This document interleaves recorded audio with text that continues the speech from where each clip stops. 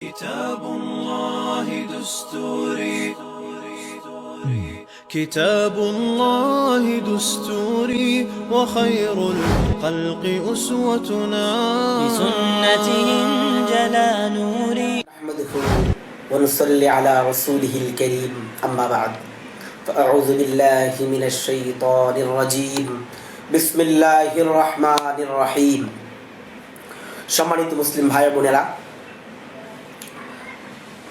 মতিউর রহমান মাদানী যারা ইন্টারনেট ব্যবহার করেন তাদের কাছে একটি পরিচিত নাম, যিনি সৌদি আরবের দাম্মাম এ অবস্থান করে সারা বিশ্বব্যাপী বাংলা ভাষাভাষী মুসলমানদের মাঝে ধর্মীয় বিভক্তি ছড়ানোর কাজে রত রয়েছেন। কিছুদিন পূর্বে আমরা তার একটি ভিডিও দেখেছি, ইউটিউবে আপলোড করেছেন তিনি, যে ভিডিওটির শিরোনাম হলো মাযহাব পরিচিতি। উক্ত মাযহাব পরিচিতি ভিডিওতে তিনি মাযহাব বিষয়ে, বিশেষ করে ফিকহে হানাফি বিষয়ে অনেক ধরনের মিথ্যাচার এবং প্রতারণামূলক বক্তব্য তিনি দিয়েছেন। আমরা ধারাবাহিকভাবে তার উক্ত পূর্ণ ভিডিওর তার মিথ্যাচারের পোস্টমর্টেম প্রকাশ করব ইনশাআল্লাহ।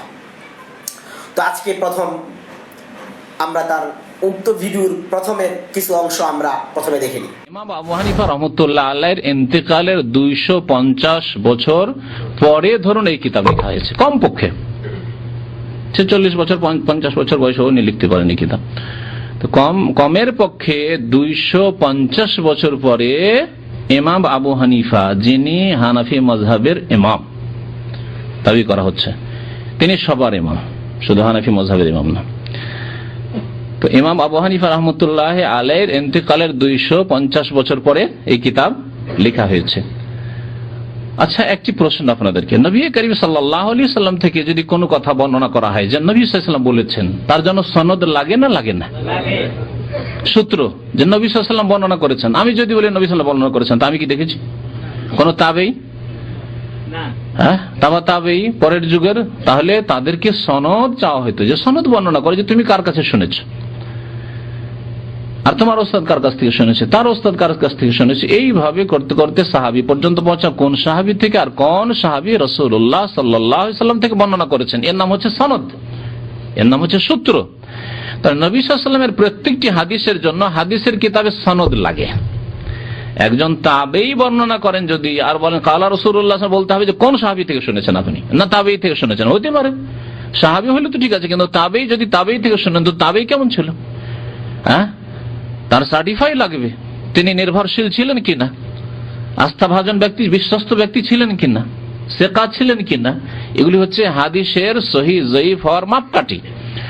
তাই নবী সাল্লাল্লাহু আলাইহি ওয়াসাল্লামের হাদিসের জন্য শুধু কালা রাসূলুল্লাহ বলে দেওয়া যদি যথেষ্ট না হয়, সনদ লাগে, তাহলে ইমাম আবু হানিফা রহমতুল্লাহ আলাইহির ইন্তেকালের 250 বছর আগে কেউ যদি বলেন কালা আবু হানিফা, ইমাম আবু হানিফা বলেছেন, তার জন্য সনদ প্রয়োজন না প্রয়োজন নয়? ফরজ সনদ। সম্মানিত মুসলিম ভাই বোনেরা, আপনারা মতিউর রহমান মাদানীর উক্ত ভিডিও ক্লিপসে দেখেছেন যে তিনি দাবি করছেন, যেহেতু কুদুরি কিতাবটি ইমাম আবু হানিফা রহমতুল্লাহ আলাইহির ইন্তেকালের 250 বছর পরে লিখিত হয়েছে, সুতরাং এটি ইমাম আবু হানিফা রহমতুল্লাহ আলাইহির কিতাব নয়। এটি ইমাম আবু হানিফা রহমতুল্লাহ আলাইহির কিতাব হতে হলে ইমাম আবু হানিফা পর্যন্ত এর লেখকের একটি সনদ থাকতে হবে। যেহেতু সনদ স্বাভাবিকভাবে আমরা দেখতে পাই না, সুতরাং এটি ইমাম আবু হানিফা রহমতুল্লাহ আলাইহির কিতাব নয়। এই ছিল মতিউর রহমান মাদানী সাহেবের উক্ত অংশের বক্তব্যের মূল সারমর্ম। আমরা এর জবাবে বলতে চাই যে মতিউর রহমান মাদানী সাহেব মৌলিকভাবে এই অংশে এসে একটি ধোঁকার এবং একটি প্রতারণার আশ্রয় নিয়েছে। সেটি হচ্ছে, তার 1 নম্বর ধোঁকা হলো, তিনি বলতে যাচ্ছেন যেহেতু কুদুরি থেকে ইমাম আবু হানিফা রহমতুল্লাহ আলাইহি পর্যন্ত কোনো সনদ নেই, সুতরাং সনদ ছাড়া কথা ভিত্তিহীন। এই হিসেবে ফিকহে হানাফির গ্রন্থ বলে প্রচলিত কুদুরি, এটি ইমাম আবু হানিফা রহমতুল্লাহ আলাইহি থেকে প্রমাণিত ফিকহের গ্রন্থ নয়। আরেকটি মিথ্যা কথা তিনি বলেছেন, সেটি হচ্ছে যে এর কোনো সনদ নেই। একটা হচ্ছে প্রতারণা, সনদ না থাকা, 2 নম্বর, সনদ না থাকার কারণে এটি ইমাম আবু হানিফার ফিকহ নয়। এই 2 বক্তব্যের জবাবে আমরা 1 নম্বরে যে কথাটি বলি সেটি হচ্ছে এই, ইমাম আবু হানিফা রাহমাতুল্লাহ আলাইহি এর একজন নিকটতম ছাত্র ছিলেন ইমাম মুহাম্মদ রাহমাতুল্লাহ আলাইহি। আর ইমাম মুহাম্মদ রাহমাতুল্লাহ আলাইহি তিনি ইমাম আবু হানিফা রাহমাতুল্লাহ আলাইহি এর সংস্রবে থেকে যেই সকল গ্রন্থাবলী রচনা করেছেন সেগুলোকে 2 ভাগে বিভক্ত করা হয়। একটি ভাগকে বলা হয় যাহিরুল রিওয়ায়াত এবং দ্বিতীয় ভাগকে বলা হয় গায়রে যাহিরুল রিওয়ায়াত। যাহিরুল রিওয়ায়াত বলতে 6টি কিতাবকে বলা হয়, যেমন আল জামিউল কবির, আল জামিউস সগীর, তারপরে আসসিয়ারুস সগীর, আসসিয়ারুল কবির, তারপরে মাবসুত, জিয়াদা। এই 6টি কিতাব পরবর্তীতে যারা ফিকহে হানাফি সংকলিত করেছেন তারা মৌলিকভাবে এই 6 কিতাব থেকে এবং এছাড়া ইমাম মুহাম্মদ রাহমাতুল্লাহ আলাইহি ফিকহ সম্পর্কে যা কিতাব রচনা করেছেন সেই সকল গ্রন্থকে মূল বানিয়ে সেগুলো থেকে তারা ফিকহকে সংকলিত করেছেন। এই জন্যই ফিকহের যে সকল প্রসিদ্ধ গ্রন্থাবলী রয়েছে, যেমন কুদরি রয়েছে, হেদায়া রয়েছে, কনজুদ দাকায়েক রয়েছে, ফতোয়া শামি রয়েছে, ফতোয়া তাতারখানিয়া রয়েছে, বাজ্জাজিয়া রয়েছে, আল বাহরুর রায়েক রয়েছে, আন-নাহরুল ফায়েক রয়েছে ইত্যাদি সহ যতগুলি ফতোয়া তাতারখানিয়া রয়েছে ইত্যাদি ফতোয়া গ্রন্থগুলোতে যদি আপনারা চোখ বুলান আপনারা দেখতে পাবেন যে সেখানে লেখা রয়েছে যে যাহিরুল রিওয়ায়াতের বর্ণনা হলো এই এবং গায়রে যাহিরুল রিওয়ায়াতের বর্ণনা হলো এই। এইভাবে তারা কি বোঝাতে চেয়েছেন? মৌলিকভাবে যাহিরুল রিওয়ায়াত বলে যদি ফুকায়ে কেরাম তাদের ফিকহের কিতাবে কোনো কথাকে আনেন, এর দ্বারা তারা উদ্দেশ্য নিয়ে থাকেন ইমাম মুহাম্মদ রাহমাতুল্লাহ আলাইহি এর উক্ত 6 কিতাবে বর্ণিত হয়েছে এই মাসালা। সম্মানিত মুসলমান ভাই বোনেরা, আমরা আশা করি যে যাদের সামান্যতম বিবেক বুদ্ধি রয়েছে তিনিও এই কথা পরিষ্কারভাবে বুঝতে পারবেন যে একটা গ্রন্থ রচিত হয়ে যাবার পরে 100 কি 1000 বছর পরে এসে যদি উক্ত গ্রন্থের দিকে নিসবত করে কোনো কথাকে লেখা হয় তাহলে যিনি লিখলেন তার সনদটা উক্ত গ্রন্থের দিকে হয়ে যাবে। এরপরে সেই গ্রন্থের লেখক অনুপাতে তিনি যার কাছ থেকে নিয়েছেন তার দিকে চলে যাবে। স্বাভাবিক কথার কথা ইমাম বুখারী রাহমাতুল্লাহ আলাইহি বুখারী শরীফ লিখেছেন, তারপর ইমাম মুসলিম রাহমাতুল্লাহ আলাইহি সহিহ মুসলিম লিখেছেন, ইমাম তিরমিজি রাহমাতুল্লাহ আলাইহি জামে তিরমিজি লিখেছেন, ইমাম ইবনে মাজাহ রাহমাতুল্লাহ আলাইহি ইবনে মাজাহ লিখেছেন।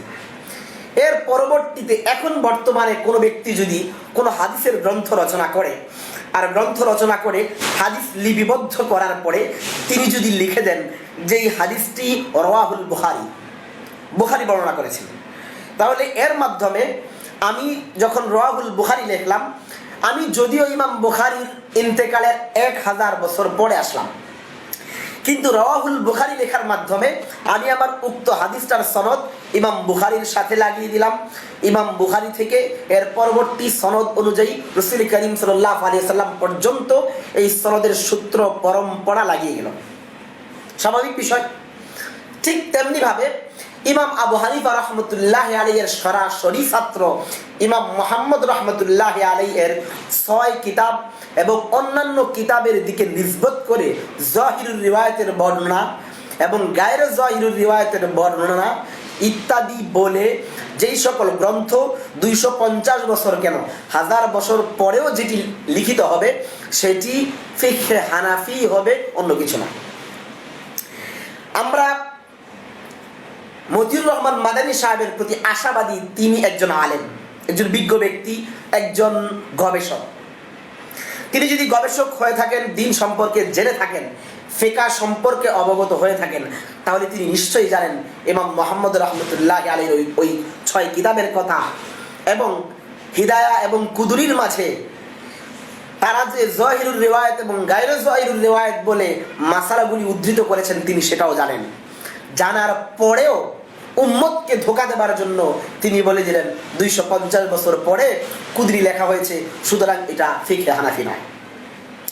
এটা সুস্পষ্টভাবে ইলমের খেয়ানত এবং উম্মতে মুসলিমের সাথে সম্পূর্ণ প্রকার একটি ধোঁকাবাজি ছাড়া আর কিছুই নয়। তাহলে আমরা পরিষ্কার হয়ে গেলাম, ইমাম কুদরি রহমতুল্লাহ আলাই তার কুদরুতে যতগুলি মাসাইল লিখেছেন এটি পরবর্তীতে লিখিত হলেও যেহেতু ইমাম মোহাম্মদ রহমতুল্লাহ আলাইয়ের গ্রন্থের দিকেই নিসবত করা এই সকল মাসাইল, সুতরাং এটি সনদবদ্ধ মাসাইল। ইমাম আবু হানিফা পর্যন্ত উক্ত মাসাইলগুলির, হিদায়ার মাসাইলগুলির এবং কুদুরির মাসাইলগুলির সম্পূর্ণ সূত্রবদ্ধ সনদ রয়েছে, এতে কোনো সন্দেহ নেই। 2 নম্বর আরেকটি বিষয়, সেই বিষয়টি হচ্ছে যে আমরা যদি ধরেও নেই যে এর কোনো সনদ নেই, কিন্তু একটি প্রসিদ্ধতম মূলনীতি রয়েছে যেটি আমরা আশা করি যারা উসুলে হাদিসের ছাত্র তারা এই ব্যাপারে নিশ্চয়ই অবগত রয়েছেন, যে ইবনে হাজার আসকালানী রহমতুল্লাহ আলাইহি প্রসিদ্ধতম মুহাদ্দিস, তিনি একটি গ্রন্থ রচনা করেছেন। সেই গ্রন্থটির নাম হলো শরহু নুখবাতিল ফিকাহ। এটি কওমি মাদ্রাসার মেশকাত জামাতে পড়ানো হয়, ফজিলত 2য় বর্ষ যেটাকে বলা হয়। এমনিভাবে আলিয়া মাদ্রাসার সিলেবাসেও এই কিতাবটি অন্তর্ভুক্ত রয়েছে। কিতাবটির নাম শরহু নুখবাতিল ফিকাহ। তো শরহু নুখবাতিল ফিকাহের মাঝে একটি প্রসিদ্ধতম একটি কায়দা ইবনে হাজার আসকালানী রহমতুল্লাহ আলাইহি এনেছেন, সেটি হলো এই, তিনি লিখেছেন আল মুতাওয়াতিরু লা ইউবহাসু আন রিজালিহি বাল ইয়াজিবুল আমালু বিহি মিন গায়রি বাহসিন। তিনি বলেন মুতাওয়াতির যেই বস্তুটা হবে, লা ইউবহাসু আন রিজালিহি, সেই মুতাওয়াতির বস্তুর ক্ষেত্রে, বিষয়ের ক্ষেত্রে তার রিজাল নিয়ে, তার সনদ নিয়ে, তার রাবি নিয়ে কোনো আলোচনা করা হবে না। বাল ইয়াজিবুল আমালু বিহি মিন গায়রি বাহসিন, বরং এর উপরে কোনো প্রকার আলোচনা ছাড়াই এর উপরে আমল করা এটি আবশ্যক।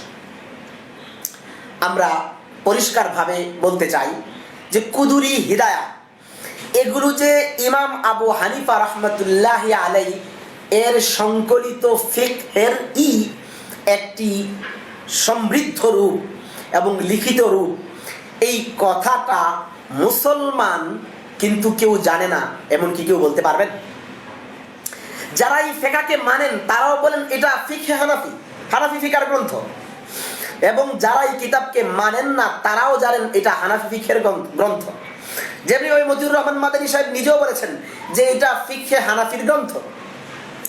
তো যারা হানাফি ফিকহ তথা ফিকহ মানেন না তারাও জানেন এটা হানাফি ফিকহের গ্রন্থ, আর আমরা যারা মানি তারাও বলি এটা হানাফি ফিকহের গ্রন্থ।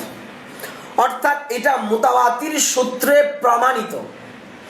শুধু বর্তমানের মানুষ নয়, সেই খায়রুল কুরুন থেকে নিয়ে, এই গ্রন্থ রচিত হবার পর থেকে নিয়ে আজ পর্যন্ত উম্মতে মুসলিমা জানে যে কুদুরি এটা হানাফি ফিকহের কিতাব এবং ইমাম আবু হানিফা রহমতুল্লাহ আলাইহি এর ফিকহের গ্রন্থ।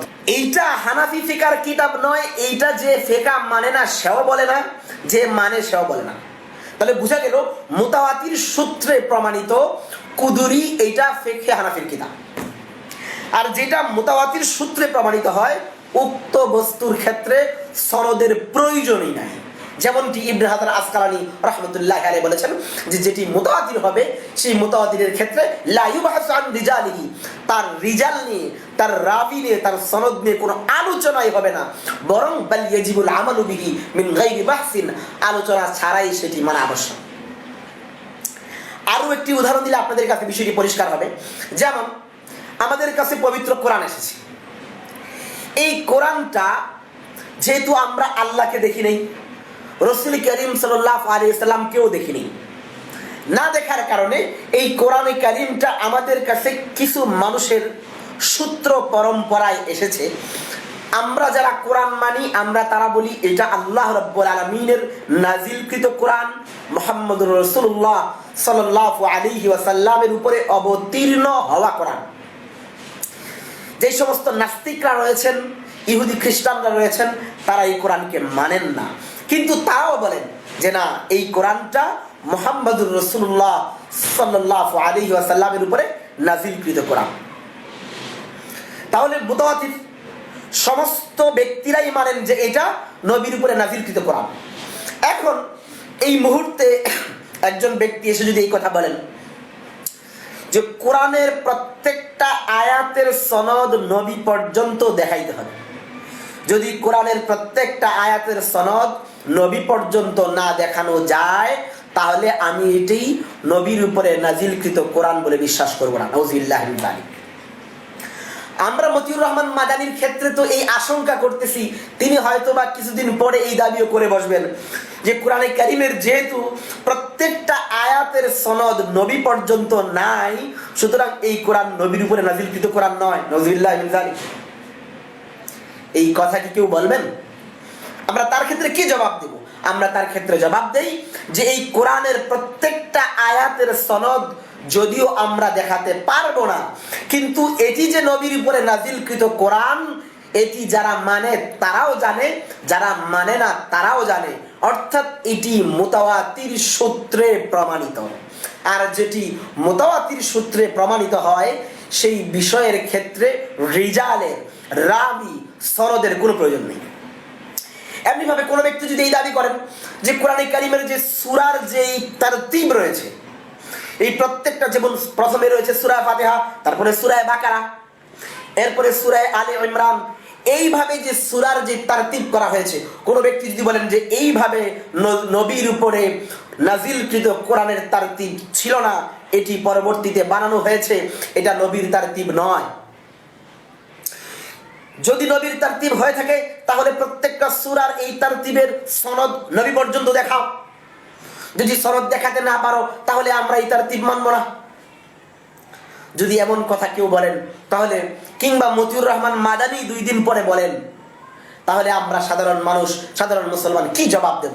আমরা বলবো যে ভাই, এই তারতিব, এইটার সনদের প্রয়োজন নাই, কারণ এটি মুতাওয়াতির সূত্রে প্রমাণিত যে কোরআনে কারীমটা আমাদের কাছে যেদিন থেকে এসেছে, যারা এই কোরআন মানে এবং যারা মানে না, সবাই এই তাওয়াতুরের সাথে এই কথাই বলে আসেন যে প্রথমে সূরা ফাতিহা হবে, তারপরে সূরা বাকারা হবে। যদিও এর সনদ আমরা নবী পর্যন্ত দেখাইতে পারি না, কিন্তু যেহেতু এটা মুতাওয়াতির সূত্রে প্রমাণিত, এই জন্য মুতাওয়াতিরের বিষয়ের ক্ষেত্রে রিজালের, সনদের কোনো প্রয়োজন নাই। এই জন্য সূরা ফাতিহা এরপরে সূরা বাকারা, এই তারতিবে কোরআনেরও কোনো সনদের প্রয়োজন নাই। ঠিক তেমনি ভাবে আমরা বলি যে কুদুরি, হিদায়া, এগুলো ইমাম আবু হানিফা রাহমাতুল্লাহি আলাইহি এর ফিকহের আলোকে রচিত। এই কথা যারা মানেন এবং যারা মানেন না তারা সবাই বলেন, সুতরাং এরও কোনো প্রকার সনদের প্রয়োজন নাই। 3 নম্বর বিষয় হচ্ছে এই যে এখানে ইমাম আবু হানিফা রাহমাতুল্লাহি আলাইহি বলেছেন কিনা এটি মুখ্য বিষয় নয়। মুখ্য বিষয় হচ্ছে ইমাম আবু হানিফা রাহমাতুল্লাহি আলাইহি এর দিকে নিসবত করা ওই সকল মাসাইলগুলি কোরআন, হাদিস, ইজমা, কিয়াসের বিপরীত কিনা সেটি প্রমাণিত করে দেওয়া এই কথিত শায়েখ মতিউর রহমান মাদানির দায়িত্ব। ইমাম আবু হানিফার বক্তব্য নয়। ইমাম আবু হানিফা বলেননি এটি বলে ধূম্রজাল সৃষ্টি করার কোনো প্রয়োজন নেই। তো যাই হোক, তার ক্ষেত্রে আমাদের 2টা প্রশ্ন। যদি সর্ব বিষয়ের ক্ষেত্রেই সনদের প্রয়োজন হয়, তাহলে কোরআনে কারীমের প্রতিটি আয়াতের সনদ মতিউর রহমান মাদানী সাহেব দেখাবেন। 2 নম্বর বিষয় হচ্ছে কোরআনে কারীমের প্রত্যেকটা সূরার এই তারতিবের সনদ তিনি কোরআন এবং হাদিসের আলোকে দেখাবেন, এবং অথবা এর পরিচ্ছন্ন সনদ জাতির সামনে উপস্থাপন করবেন। যদি এই 2টার সনদ তিনি দেখাতে পারেন কিংবা দেখাতে না পারেন, এই উভয় হালাতেই তার মিথ্যাচার এবং ধোঁকা জাতির সামনে প্রকাশিত হয়ে যাবে ইনশাআল্লাহ। আমরা মতিউর রহমান মাদানী সাহেবের আরেকটি মজার কথা আমরা দেখি এবং এই ব্যাপারে কিঞ্চিত আলোচনা করি। ইমাম ইবনুল কাইয়িম রাহমাতুল্লাহি আলাইহি বলেছেন যে ফরজকারী একমাত্র আল্লাহ পাক রব্বুল আলামিন, অথবা তার রাসূল সাল্লাল্লাহু আলাইহি সাল্লাম, যার কাছে ওহী হয়েছে। কোরআনে আসেনি, কিন্তু ওহী হয়েছে, ওহী গায়র মাতলু। তখন হাদিসে বলেছেন, উম্মতকে বলেছেন যে দেখো তোমাদের উপর মুজাম্মানা ফরজ, এছাড়া কারো কোনো কিছু ফরজ, ওয়াজিব, এমনকি সুন্নত করারও ইখতিয়ার, অধিকার নেই। সম্মানিত মুসলিম ভাই বোনেরা, আপনারা দেখতে পেয়েছেন মতিউর রহমান মাদানী সাহেব পরিষ্কার ভাষায় বলছেন যে ফরজ বলতে হলে উক্ত কথাটি কোরআনে থাকতে হবে, কিংবা এটি ফরজ বা আবশ্যক এটি রাসূল করিম সাল্লাল্লাহু আলাইহি সাল্লাম পরিষ্কার ভাষায় বলতে হবে। এখন আমাদের প্রশ্ন হলো, কোন কথা সত্য হবার জন্য সনদ থাকা আবশ্যক, ফরজ, এই কথা আল্লাহ রাব্বুল আলামিন পবিত্র কালামুল্লাহর কোথায় বলেছেন? রাসূল করিম সাল্লাল্লাহু আলাইহি সাল্লাম তার হাদিসের যখিরার কোথায় বলেছেন? মতিউর রহমান মাদানী তো বলে দিলেন শরীয়তের বিধান, যে সনদ থাকা কোনো কথা সত্যি যাচাইয়ের জন্য ফরজ, তাহলে তার আরেকটা ভিডিও অনুযায়ী অর্থাৎ তার দাবি অনুযায়ী যে ফরজ সাব্যস্ত করতে হলে কোরআনে থাকতে হবে কিংবা রসুলের নির্দেশ থাকতে হবে, তাহলে কোরআনে কারীম এবং রসুলের হাদিসের আলোকে তিনি কেন প্রমাণ পেশ করেননি যে সনদ এটি ফরজ? যদি কোরআন এবং হাদিসের উদ্ধৃতি তিনি উপস্থাপন করতে না পারেন, তাহলে তিনি নিজেই কি আল্লাহ বা নবী নিজেকে দাবি করে এই সনদকে ফরজ সাব্যস্ত করে দিলেন? অথচ কোরআন এবং হাদিসের কোথাও তো এই কথা নাই যে কোনো কথা সত্য হবার জন্য সনদ থাকা ফরজ। তাহলে তার এই বক্তব্য অনুপাতে তিনি কি নিজেকে নবী দাবি করতেছেন নাকি খোদা দাবি করতেছেন? এই প্রশ্নের জবাব আমরা মতিউর রহমান মাদানী সাহেবের কাছে জানতে চাচ্ছি। মতিউর রহমান মাদানী সাহেব, আপনি যে কোন উম্মতির কথা সেই বলেছে সেটি বিশ্বাস করতে হলে সনদ জানা ফরজ বলেছেন, এ ফরজ কে করেছে? কোরআনে কারীমের কোথাও সনদকে ফরজ বলা হয়েছে কি, কিংবা হাদিসে ফরজ বলা হয়েছে কি? সুন্নতি তো বলতে পারবেন না, কারণ রাসূল কারীম সাল্লাল্লাহু আলাইহি ওয়াসাল্লাম কোথাও কোনো কথাকে মানার জন্য সনদকে ফরজ বলেছেন বা আবশ্যক করেছেন এমন কোনো প্রমাণ মতিউর রহমান মাদানী উপস্থাপন করতে পারেন নাই। সুতরাং তিনি একটি চরম পর্যায়ের মিথ্যাচার এবং ধোঁকার আশ্রয় নিয়েছেন। এই ক্ষেত্রে মতিউর রহমান মাদানী সাহেবের কাছে আমাদের কয়েকটি প্রশ্ন সনদের বিষয়ে। 1 নম্বর প্রশ্ন হলো, ইমাম মুসলিম রহমতুল্লাহ আলাইহির সহিহ মুসলিমের 11 নম্বর পৃষ্ঠায় ইমাম মুসলিম রহমতুল্লাহ আলাইহি এনেছেন যে আলী ইবনে সিরিন قال لم يكونوا يسألون عن الإسناد فلما وقعت الفتنة قالوا سموا لنا رجالكم فينظر إلى أهل السنة فيؤخذ حديثهم وينظر إلى أهل البدع فلا يؤخذ حديثهم। ইবনে সিরিন রহমতুল্লাহ আলাইহি, যিনি 110 হিজরিতে ইন্তেকাল করেছেন, তিনি বলতেছেন যে লোকেরা সনদের ব্যাপারে কোনো প্রশ্ন করতো না, কিন্তু যখনই ফিতনা ছড়তে লাগলো তখন লোকেরা বর্ণনাকারীকে তা জিজ্ঞাসা করতে লাগলো। তখন আহলে সুন্নাতের অনুসারী হলে তার থেকে হাদিস নেওয়া হতো, আর আহলে বিদআ তথা বিদাতি হলে তার হাদিসকে বর্জন করা হতো। দেখুন সহিহ মুসলিম 11 নম্বর পৃষ্ঠা। এখানে আপনারা লক্ষ্য করুন, ইবনে সিরিন রহমতুল্লাহ আলাইহি, যিনি 110 হিজরিতে ইন্তেকাল করেছেন, তিনি বলতেছেন যে প্রথম অর্থাৎ খায়রুল কুরুনে সনদের বিষয়ে কোনো জিজ্ঞাসাই করা হতো না। তারপরে শেষ দিকে এসে যখন মানুষের মধ্যে ফিতনা ছড়াতে শুরু হয়ে গেল, তখন সনদ জিজ্ঞাসা করা শুরু হলো। তাহলে বোঝা গেল কি 110 হিজরিতে ইন্তেকাল করা ইবনে সিরিনের বক্তব্য অনুপাতে 100 হিজরি অর্থাৎ প্রথম শতাব্দীতে সনদের ব্যাপারে কোনো প্রশ্নই করা হতো না। এর পরবর্তীতে ফিতনা ছড়ানোর কারণে মানুষ সনদের বিষয়ে প্রশ্ন করতে শুরু করে দেয়। এখানে মৌলিক প্রশ্ন হচ্ছে এই যে প্রথম শতাব্দীর উলামায়ে কেরাম যে সনদের ব্যাপারে জিজ্ঞাসা না করেই মাসালার উপরে আমল করতেন, যেই সনদটা মতিউর রহমান মাদানীর বক্তব্য অনুপাতে ফরজ, তাহলে খায়রুল কুরুন তথা শ্রেষ্ঠতম যুগের প্রথম শতাব্দীর যেই উলামায়ে কেরাম ফকিরা অতিক্রান্ত হয়েছেন, তারা এই ফরজ বিধান তথা সনদ জিজ্ঞাসা না করে আমল করার মাধ্যমে তারা কি ধরনের গুনাহে লিপ্ত হয়েছেন, মতিউর রহমান মাদানী সাহেবের কাছে আমাদের আবেদন তিনি একটু পরিষ্কার করে জানাবেন। 2 নম্বর, মতিউর রহমান মাদানী সাহেবের বক্তব্য অনুপাতে যেহেতু সনদ হলো ফরজ, আর ইমাম বুখারী রহমতুল্লাহ আলাইহি তার বুখারীতে যেসব বর্ণনা এনেছেন, অনেক বর্ণনা এনেছেন তালিকান ভাবে, যেই তালিকান বর্ণনার কোথাও তিনি সনদ উল্লেখ করেননি।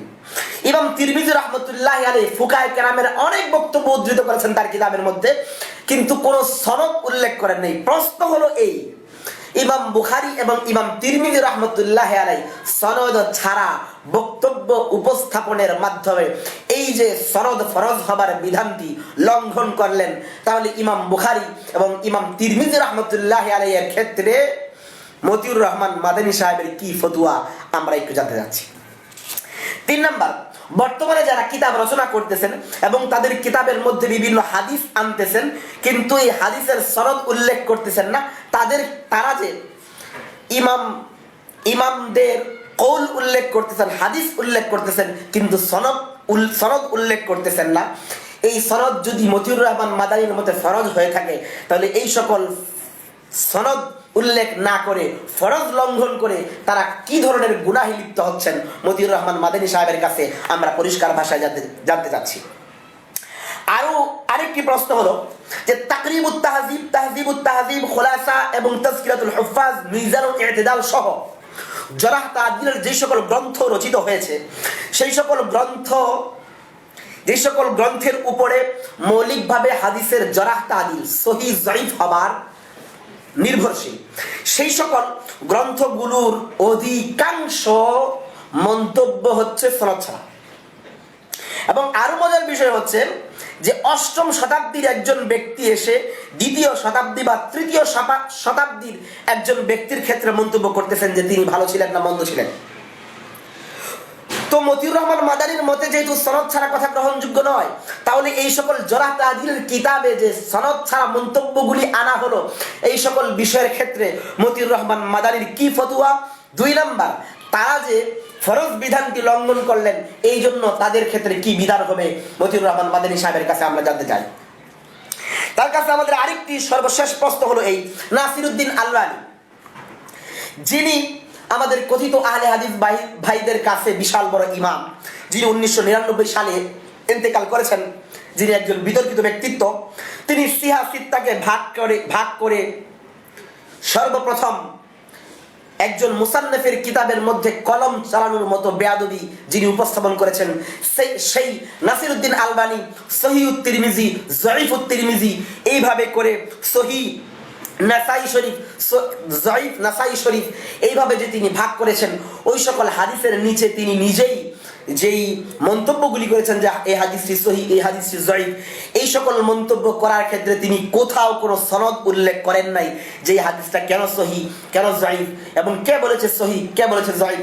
এই সকল বিষয়ের ক্ষেত্রে সহিহ যঈফ লিখতে গিয়ে নাসিরউদ্দিন আলবানী যে কোনো সনদ উল্লেখ করেন নাই, এই জন্য নাসিরউদ্দিন আলবানী সাহেব ফরজ বিধান লঙ্ঘন করেছেন, এবং সেই বিধান লঙ্ঘনের মাধ্যমে তিনি কোন ধরনের গুনাহ করেছেন, অপরাধ করেছেন, মতিউর রহমান মাদানি সাহেবের কাছে আমরা জানতে চাই।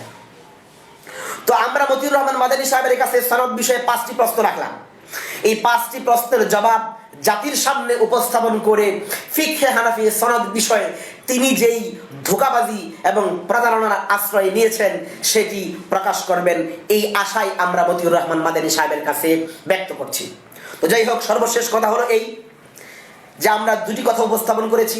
1 নম্বর বিষয় হচ্ছে যে ফিকহে হানাফির কুদুরি হিদায়ার সনদ রয়েছে, কারণ এই সকল গ্রন্থে যাহিরুর রিওয়ায়াত এবং গায়রে যাহিরুর রিওয়ায়াত নামে মাসালাগুলি একত্র করা হয়েছে। যেই যাহিরুর রিওয়ায়াত হলো ইমাম মুহাম্মদ রাহমাতুল্লাহ আলাইহি এর 6 কিতাবের উপরে নির্ভরশীল, আর ইমাম মুহাম্মদ রাহমাতুল্লাহ আলাইহি ইমাম আবু হানিফার সরাসরি দীর্ঘ সময়ের ছাত্র ছিলেন। সুতরাং কুদুরি এবং হেদায়া সহ সমস্ত ফিকহ গ্রন্থের সনদ পরিচ্ছন্নভাবে ইমাম আবু হানিফা পর্যন্ত রয়েছে। 2 নম্বর, আমরা ইলজামি জবাব প্রদান করেছি যেই সকল কিতাব যে হানাফি ফিকহের কিতাব এটি মুতাওয়াতির, আর মুতাওয়াতির বিষয়ের ক্ষেত্রে কোনো প্রকার সনদ তালাশের প্রয়োজন নাই। যেমন কোরআনে কারীমের প্রত্যেকটা আয়াতের সনদ তালাশের প্রয়োজন নেই, কোরআনে কারীমের প্রত্যেকটা সূরার তারতিবের ক্ষেত্রে সনদ তালাশের প্রয়োজন নেই। এমনি ভাবে ফিকহে হানাফির সনদ তালাশের প্রয়োজন নেই, এবং সনদ তালাশ করা ছাড়াই ইবনে হাজার আসকালী রাহমাতুল্লাহি আলাইহি বলেছেন যে মুতাওয়াতির বিষয়ের ক্ষেত্রে সনদ তালাশের কোনো প্রয়োজন নেই, বরং এগুলোর উপরে আমল করা আবশ্যক। এছাড়া আমরা 5টি প্রশ্ন মতিউর রহমান মাদানি সাহেব এর কাছে আমরা উপস্থাপন করেছি। তিনি যদি সত্যি কোরআন এবং হাদিসের অনুসারী হয়ে থাকেন, তাহলে কোরআন এবং হাদিস অনুপাতে আমাদের উক্ত 5টি প্রশ্নের জবাব তিনি উপস্থাপন করে তিনি জাতির সামনে সত্য উপস্থাপন করবেন এবং ধোঁকাবাজি এবং প্রতারণা থেকে উম্মতে মুসলিমা থেকে হেফাজত করবেন। আল্লাহ রাব্বুল আলামিন আমাদেরকে সকল প্রকার ফিতনা থেকে হেফাজত করুন। أبدا لن نحيد عن خطى الإيمان دربنا درب قويم دربنا درب قويم بالهدى القرآني أبدا لن نحيد أبدا لن نحيد أبدا لن نحيد عن خطى الإيمان دربنا